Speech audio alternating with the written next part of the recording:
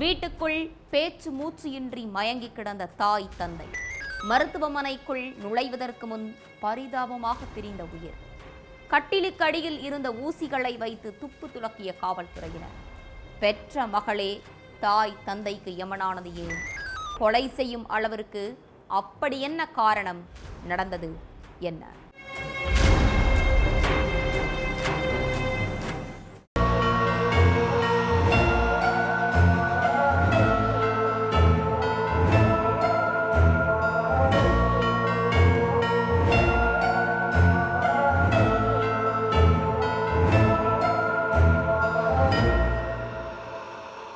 வழக்கம் போல வீட்டில் இருந்த அசோக்குங்கிற இளைஞருக்கு அவரோட தங்கச்சி சுரேகா கிட்ட இருந்து போன் வந்திருக்கு. அதிகாலையிலேயே தங்கச்சி எதுக்கு கால் பண்றாங்க அப்படின்னு சந்தேகத்தோடையே போன் காலை அட்டன் பண்ணியிருக்காரு அசோக். அப்போ அப்பாவும் அம்மாவும் மூச்சு பேச்சு இல்லாம கிடக்குறாங்க, வேகமா வீட்டுக்கு வான்னு சொல்லியிருக்காங்க சுரேகா. உடனே அசோக்கும் பதறி அடிச்சுட்டு தாய் தந்தைய பார்க்க போயிருக்கார். கட்டில் மேல தாய் தந்தை 2 பேரும் மூச்சு பேச்சு இல்லாம கிடந்ததை பார்த்து பதறி போன அசோக் 2 பேரையும் ஹாஸ்பிட்டலுக்கு கொண்டு போயிருக்கார். அவங்கள பரிசோதனை பண்ண மருத்துவர்கள் 2 பேரும் ஏற்கனவே உயிரிழந்துட்டதா சொல்லி இருக்காங்க. அதை கேட்டதும் அசோக் மருத்துவமனையிலேயே கதறி அழுதிருக்கார். நல்லா இருந்தவங்க திடீர்னு எப்படி உயிரிழந்தாங்கன்னு தெரியலன்னு சொல்லி கதறி அழுத அசோக் தாய் தந்தையோட கைப்பகுதியில ஊசி போட்ட தடம் இருந்ததை கவனிச்சிருக்கார். அதுக்கு பிறகு 2 சடலங்களையும் போஸ்ட்மார்ட்டத்துக்கு அனுப்பி வச்ச போலீஸ் வீட்டுல இருந்த சுரேகா கிட்ட என்ன நடந்துச்சுன்னு தெரிஞ்சுக்க விசாரணை பண்ணி இருக்காங்க. அப்போ தாய் தந்தை 2 பேரும் படுத்திருந்த கட்டிலுக்கு அடியில ஊசிகள் கிடந்ததை பார்த்த அசோக் தன்னோட பெற்றோர் மரணத்துல சந்தேகம் இருக்கிறதா சொல்லி இருக்கார். அவர் கொடுத்த புகார் அடிப்படையில வழக்கு பதிவு பண்ண போலீஸ் சுரேகாவை கஸ்டடியில் எடுத்து விசாரிச்சப்பதான் பல திடுக்கிடும் தகவல்கள் எல்லாம் வெளிச்சத்துக்கு வந்துச்சு. தெலங்கானா மாநிலம் விகாராபாத்தை சேர்ந்த தசரத் லட்சுமி தம்பதிக்கு 2 பசங்க. மூத்த மகனான அசோக் கல்யாணமாகி மனைவி குழந்தைகளோட தனியா வாழ்ந்துட்டு வர்றார்.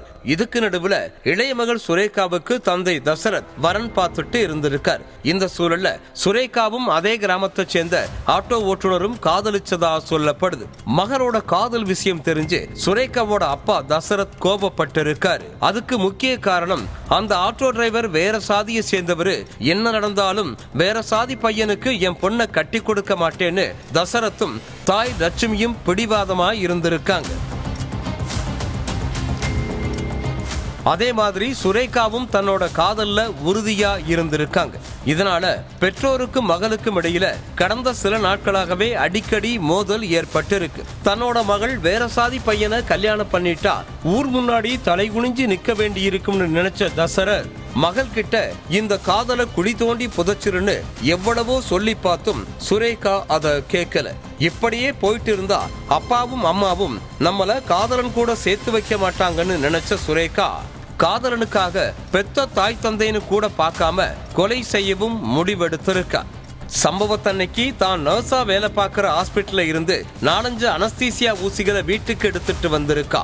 அப்போ வீட்டுல இருந்த தாய் லட்சுமி கிட்ட போனவங்க, உங்களுக்கு கை கால் எல்லாம் வலிக்குதுன்னு சொன்னீங்கல்லமா, இந்த ஊசி போட்டா சரியாகிடும்னு சொல்லி அந்த அனஸ்தீசியா ஊசியை போட்டு விட்டு இருக்காங்க.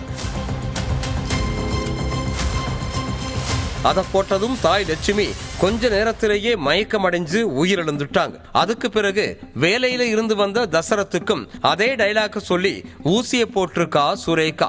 தாய் தந்தை 2 பேரும் உயிரிழந்துட்டதை உறுதிப்படுத்தின சுரேகா மறுநாள் காலையில தன்னோட அண்ணனுக்கு போன் பண்ணி அப்பாவும் அம்மாவும் மூச்சு பேச்சு இல்லாம கிடக்கிறதா போன் பண்ணி சொல்லி நாடகமாடி இருக்கா.